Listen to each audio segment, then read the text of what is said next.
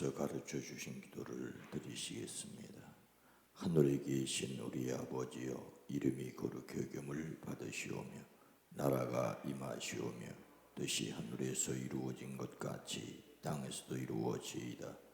오늘 우리에게 일용할 양식을 주시옵고 우리가 우리에게 죄진 자를 사하여 준 것 같이 우리 죄를 사하여 주시옵고 우리를 시험에 들게 하지 마시옵고 다만 악에서 구하시옵소서.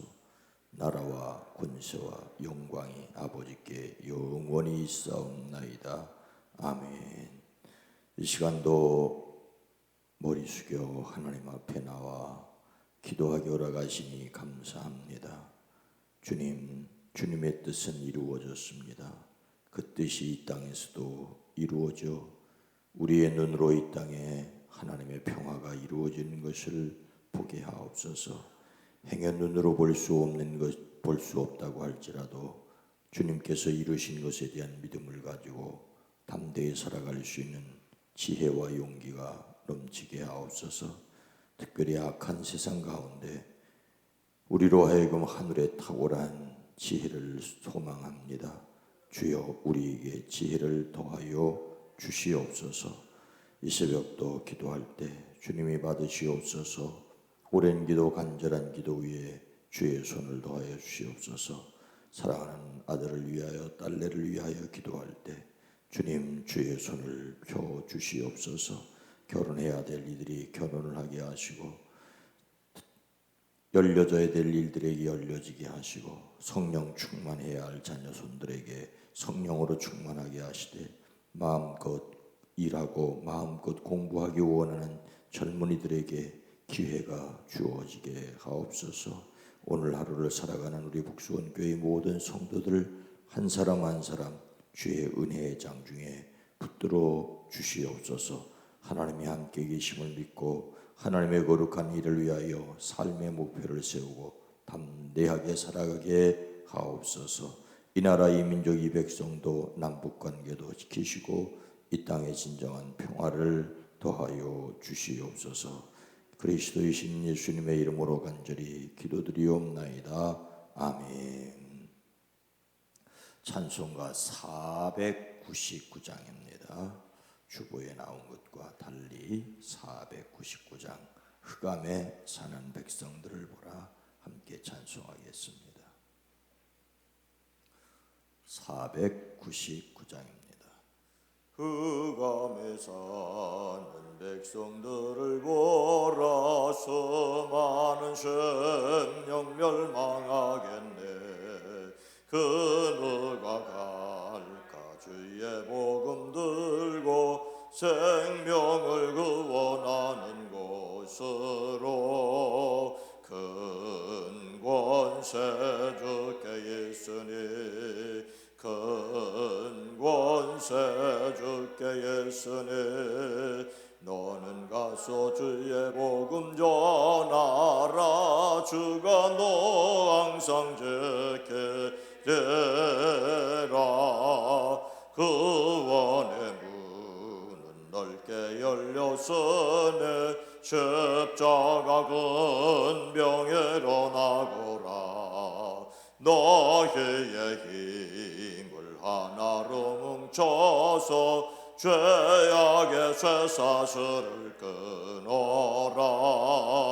큰 권세 주께 있으니, 큰 권세 주께 있으니, 너는 가서 주의 복음 전하라. 주가 너 항상 지키리라. 왜 너는 멸망길을 가려느냐? 주 음성 듣고 응답하여라. 널 구원하려 예수 죽었으니 생명의 참된 복음 전하라. 큰 권세 주께 있으니, 큰 권세 주께 있으니, 너는 가서 주의 복음 전하라. 주가 너 항상 지키리라. 온 천하 만민 승리의 그날에 영광과 찬송 주께 드리네. 속죄함이 구원 받았으네. 기쁘게 할렐루야 부르세. 큰 권세 주께 있으니 큰 권세 주께 있으니 너는 가서 주의 복음 전하라. 주가 너 항상 지키리라.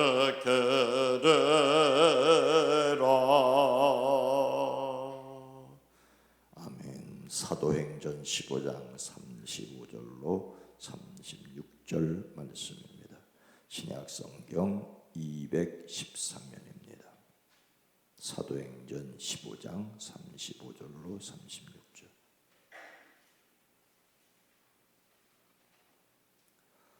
사도행전 15장 35절로 36절 말씀을 함께 읽습니다.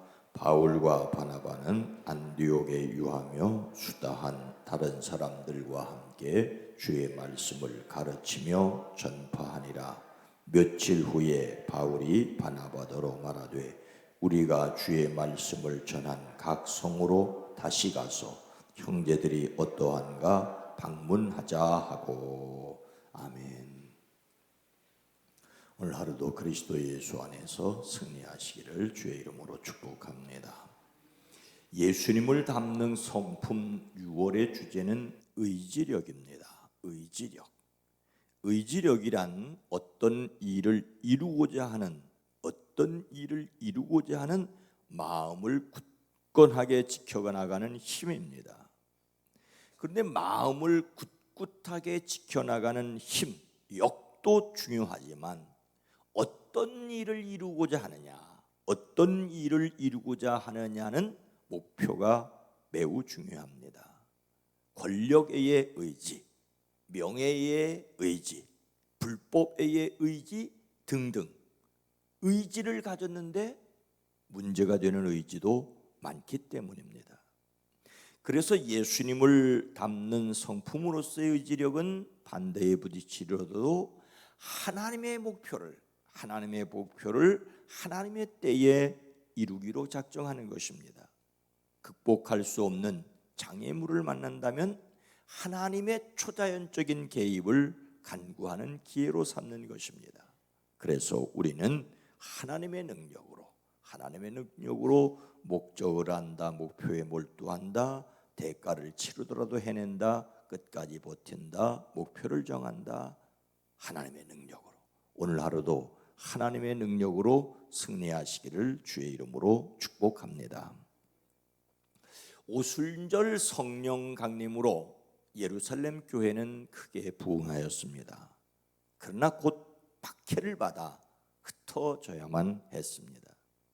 그러나 그 흩어진 사람들은 흩어진 곳에서 하나님의 말씀을 전하는 복음 전도를 멈추지 않았습니다. 그 대표적인 사람들이 안디옥에 이른 사람들이었습니다. 흩어진 사람들은 유대인 공동체인 회당을 중심으로 유대인들에게 전도하였습니다. 그런데 이 안디옥에 이른 사람들은 유대인이 아닌 다른 사람들에게도 전도하였습니다. 안디옥 교회는 최초의 이방인 교회, 유대인이 아닌 사람들이 모이는 교회가 되었습니다. 예루살렘 교회는 이 소문을 듣고 바나바를 보내서 신앙을 지도하게 하였습니다. 믿는 사람들이 더욱 많아졌기에 바나바는 얼마 전에 회심한 사울을 불러 함께 교회를 섬겼습니다. 안디옥 교회는 더 많은 사람들이 함께 모여 비로소 그리스도인이라는 일컬음을 받게 되었습니다. 그들이 더 열심히 모여 기도할 때 성령님께서는 바울과 바나바 바나바와 사울을 세워 전도하기 위하여 보내라고 하십니다. 이에 교회는 금식하고 기도하고 두 사람에게 안수하여 보냈습니다. 그래서 바나바와 사울은 보내심을 받아 전도하였습니다. 이것을 가리켜 우리는 제1차 전도 여행이라고, 1차 전도 여행이란 말은 사도행전에 없지만 이것을 가리켜 첫 번째 전도 여행이라고 말하고 있습니다.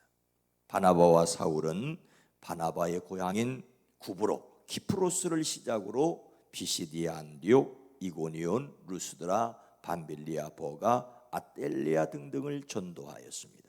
그리고 마지막으로 그들을 보냈던 수리아의 안디옥으로 되돌아왔습니다. 바울과 바나바, 사울과 바나바는 안디옥에 돌아와 무엇을 했습니까? 35절 오늘 본문 말씀에 보면 바울과 바나바는 안디옥에 유하며 수다한 다른 사람들과 함께 주의 말씀을 가르치며 전파하니라. 1차 전도 여행을 마치고 돌아온 바울과 바나바는 안디옥에 머물면서 다른 사람들과 함께 주님의 말씀을 가르치고 전하였습니다. 안디옥 교회는 여러 지도자들이 있었습니다. 선지자들과 교사라고 불리우는 사람들이 있었습니다. 그들은 바나바와 니게르라 하는 시므온과 구레네 사람 루기오와 분봉한 헤롯의 젖동생 마나엔과 및 사울이었습니다. 이 사울은 전도 여행을 통하여 바울이라는 이름을 사용하게 되었습니다. 더 이상 박해자 사울이 아니라 전도자 바울로 서게 됩니다. 우리는 여기에서 이미 예수님을 믿는 사람들이 계속해서 말씀을 배워야 한다는 것을 알 수 있습니다. 예수님을 모르는 사람에게는 예수님을 전파하여 믿을 수 있게 해야 합니다. 그러나 예수님을 믿는 사람들은 자신들이 믿고 있는 내용을 성경적으로 더 분명하게 알아야 합니다. 믿는 것과 아는 일에 하나가 되어 온전해져야 합니다. 여러분, 예수님을 믿을 뿐만 아니라 더욱 굳게 서고 더욱 굳게 설 뿐만 아니라 삶으로 온전해지기를 노력하는 의지력을 가지시기를 주의 이름으로 축복합니다. 이러던 중 바울은 바나바에게 무엇을 제안합니다. 무엇을 제안하였습니까? 36절 보니까 며칠 후에 바울이 바나바더로 말하되 우리가 주의 말씀을 전한 각 성으로 다시 가서 형제들이 어떠한가 방문하자 하고 바울이 바나바에게 제안합니다. 우리가 주님의 말씀을 전파한 여러 도시로 신도들을 다시 찾아가서 그들이 어떻게 지나는지를 살펴봅시다라고 한 것입니다. 우리가 주의 말씀을 전한 각 성은 제1차 전도 여행을 했던 곳입니다. 그리고 다시 가서 형제들이 어떠한가 방문하자는 것은 제2차 전도 여행입니다. 바울에 의하여 새로운 목표가 세워졌습니다. 다시 가서 형제들이 어떠한가 방문하자는 것은 단순히 가서 한번 살펴보자는 것이 아닙니다. 복음의 씨앗을 뿌린 곳으로 다시 가서 그 씨앗이 어떻게 자라고 있는지 확인하자는 것입니다. 이것은 신앙을 격려하는 것이고 위로하는 것이고 보충하는 것입니다. 믿음은 계속해서 자라야 하기 때문입니다. 사도 바울은 로마서에서 아직 가보지 못한 로마에 가서 성도들을 만나보기를 원하는 이유를 로마서 1장에서 이렇게 말합니다. 내가 너희 보기를 간절히 원하는 것은 어떤 신령한 은사를 너희에게 나누어 주어 너희를 견고하게 하려 함이니, 첫 번째로 견고하게 하려 함이니 이는 곧 내가 너희 가운데서 너희와 나의 믿음으로 말미암아 피차 안위를 받으려 함이니, 두 번째로는 피차 안위를 받으려 함이니 형제들아, 내가 여러 번 너희에게 가고자 한 것을 너희가 모르기를 원하지 아니하노니 이는 너희 중에서도 다른 이방인 중에서와 같이 열매를 맺게 하려 함이로되. 세 번째로는 열매를 맺게 하려 함이로되 지금까지 길이 막혔도다. 견고하게 되고 피차 안위를 받고 열매를 맺기 위해 함께 모여야 하고 격려하고 위로하고 권면하여야 합니다. 그런데 요즘 우리는 코로나19 때문에 만나는 것을 걱정하고 두려워하고 조심하는 가운데 있습니다. 믿는 사람들이 함께 모여 격려하고 피차 안위를 받고 열매를 맺어 자라야 하는 것이 우리 교회의 특성입니다. 바울은 바나바에게 이렇게 하자고 목표를 제시하였습니다. 어쩌면 안디옥에 머물러 있는 것이 훨씬 편할 수 있습니다. 안디옥에서 놀고 있는 것도 아니지 않습니까? 그런데 처음 복음을 받아들였던 그 사람들의 영적 필요를 느끼고 그들을 격려하고 세워주고 위로하고 권면하여 신앙이 자라게 하려는 새로운 목표를 세웠습니다. 그런데 목표를 정했다고 해서 일이 저절로 되는 것은 아닙니다. 오히려 큰 갈등이 일어나지요. 바울의 제안에 바나바도 동의했습니다. 그런데 바나바는 마가라 하는 요한도 데리고 가려고 하였습니다. 그러나 바울은 밤빌리아에서 자기들과 함께 가지 않고 되돌아간 이 마가 요한을 다시 데려갈 수는 없다고 했습니다. 안타깝게도 바울과 바나바는 심히 다툰 끝에 서로 갈라지고 말았습니다. 바나바는 마가를 데리고 배를 타고 처음에 갔던 키프로스로 구브로로 떠나갔습니다. 이렇게 되었다고 해서 바울이 목표를 세운 것이 잘못일까요? 아닙니다. 바나바가 마가를 데리고 떠난 뒤에 바울은 실라를 택하고 안디옥 교회 성도들의 보냄을 받고 길을 떠납니다. 바울은 시리아와 길리기아를 돌아다니며 모든 교회를 튼튼히 하였습니다. 그리고 바로 이때에 드로아에서 트로이에서 유럽으로 테살로니가로 빌립보로 넘어가는 복음의 새로운 전기가 마련되어지게 됩니다. 이것이 제2차 전도 여행입니다. 바울은 모든 교회를 튼튼하게 세우는 일을 하였습니다. 우리가 주의 말씀을 전한 각 성으로 다시 가서 형제들이 어떠한가 방문하게 하자는 목표를 세웠고 그렇게 교회를 튼튼히 세우는 일을 하였습니다. 문제가 없는 곳은 공동묘지뿐이라는 말이 있습니다.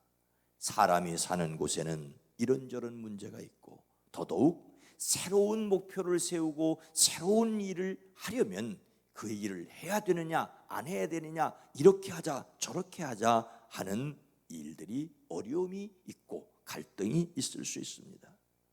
그러니 목표를 세우지 않고 평안하게 지내는 것이 옳을까요? 그렇지 않습니다.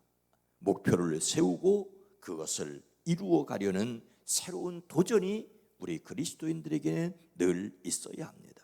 물론 망대를 세우는 사람이 비용을 셈하는 것처럼 준비가 필요하겠죠. 호랑이를 그리려다가 고양이를 그렸다는 말이 있습니다.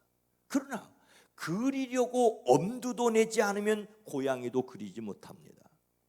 베드로는 바다 위로 걸어오시는 예수님을 보고 자신도 걷겠다고 했지 않습니까? 비록 풍랑을 보고 물에 빠지기는 하였지만 그래도 제자들 중에 무리를 몇 발자국이라도 걸은 사람은 베드로뿐입니다. 우리가 잘 아는 이야기 중에 그런 이야기가 있습니다. 한 추장이 나이가 들었습니다. 그는 세 아들 중에 한 아이들에게 추장 자리를 물려주기로 마음먹었습니다. 추장은 세 아들을 데리고 사냥하러 가자고 했습니다. 얼마쯤 가다가 그들 앞에 커다란 나무 한 그루가 나타났습니다. 그 나뭇가지에는 커다란 독수리 한 마리가 앉아 있었습니다. 추장은 세 아들에게 저 앞에 무엇이 보이냐고 물었습니다. 장남이 먼저 대답을 합니다. 파란 하늘과 나무가 보입니다. 어쩌면 이 아들은 시인이 되어야 할지 모르겠습니다. 이번에는 둘째 아들이 거대한 나무와 나뭇가지 사이에 독수리가 보입니다. 이 둘째 아들은 사실을 보는 사람입니다. 그런데 막내 아들은 독수리 두 날개 사이에 가슴이 보입니다. 아버지 주장은 독수리의 가슴이 보인다는 막내에게 그곳을 향하여 화살로 쏘라고 하였습니다. 막내 아들의 화살은 독수리의 가슴에 명중했습니다. 그리고 주장의 자리는 막내로 돌아갔습니다. 주장이 세 아들을 데리고 나온 이유는, 목적은 사냥이었습니다. 그 목적을 위하여 막내는 목표를 정확하게 보았던 것입니다. 우리의 인생에 있어서 시를 쓰는 것도 필요합니다. 사실을 사실대로 보는 것도 중요합니다. 그러나 왜 사느냐라고 하는 이유에 대한 목적과 그래서 무엇을 이루려고 하는 목표가 없는 인생이라면 어제와 같은 오늘, 오늘과 같은 내일로 고단한 일생일 수 있습니다. 희망이 우리를 절망하게 한다고 해서 희망조차 갖지 말자는 것이 요즘 젊은이들의 풍조라고 합니다. 희망 고문이라는 말이 그렇습니다. 하지만 우리는 하나님의 능력으로 목표를 세우고 도전하려는 의지력을 가져야 합니다. 오늘 우리의 가정, 우리의 일터, 우리의 삶에서 하나님이 함께 계신 것을 믿음으로 담대하게 살아나가는 인생의 이유와 그리고 이루고자 하는 목표가 있어지기를 주님의 이름으로 축원합니다.